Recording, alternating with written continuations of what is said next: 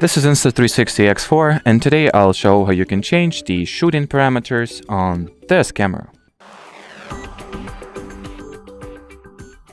So, in the beginning, switch on your camera, then select the shooting mode you would like to use, photo, video, freeform, or any other. Then tap at this icon here, right to the shooting mode icon. And for example, if we are in the video shooting mode, you can change the aspect ratio, resolution, and frame rate. If I were to change it to photo, we will have,